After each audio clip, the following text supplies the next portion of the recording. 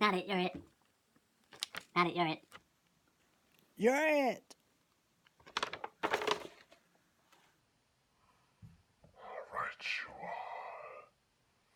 So It Too has arrived, and it is directed by Andrew Muschietti, which is the same director of Part 1. So he's only directed 3 movies so far, which was Mama, Part 1 of It, and then this one. And honestly, for for the first part of it, um, I didn't really think it was all that impressive. I mean, I did like it, but it wasn't. It was overhyped, honestly, for me.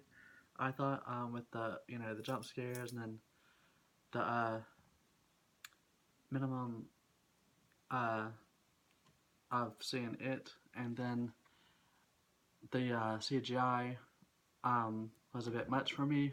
Um, but the cast and the story was good, as well as the writing and the performances from the cast. But in this go round, um, we've got Jessica Chastain, James McAvoy, Bill Hader, and this film is even longer than the previous one, which is like exactly 2 hours and 50 minutes. And everyone says that you feel the slowness of the dragging out of the film, which there's a few times that I've noticed that it's, some scenes could be cut a little shorter, but it's not like it don't last like the part where I feel like it's, uh, needs to keep going to something else, whatever.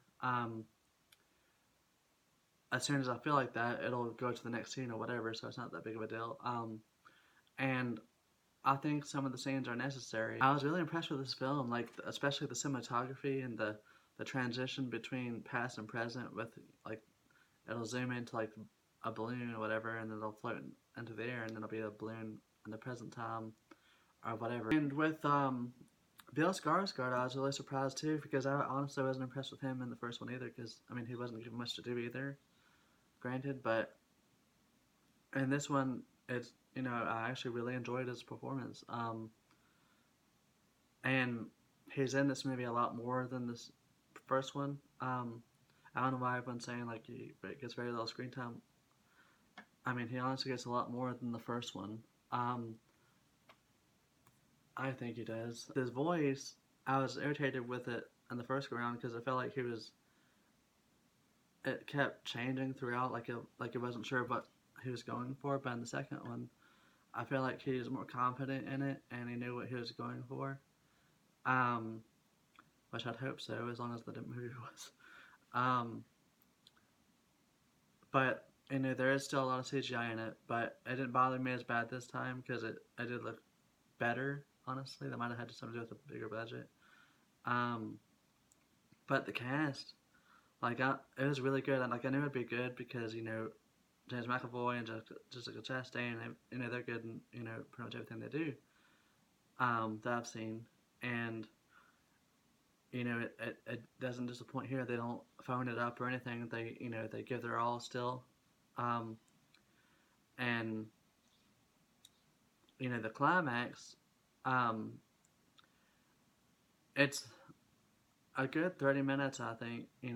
With the battle between it and the Losers Club, and it didn't let up. Like the tension, it didn't drag on, and it was there is a lot of comedy in the film as well, which was actually nice, because it did have moments, like when it did seem like it was slowing down a bit, there'd be some comedy to throw in to give it that balance. Stephen King, he makes an appearance in the film as well, which isn't his first. He made an appearance in The Rose Red as the pizza delivery guy, but in this round, he was actually a lot better, um, and he wasn't bad in it, honestly. For the little part he was given, and it was nice to see him on the screen. Like there's a lot of romance in it, which I actually like that aspect in a film like this because it does kind of make it seem a little bit more of a coming of age drama and not just a horror. Um, but I think there's a smidge of too much in it. Like with the love between Beverly and Ben.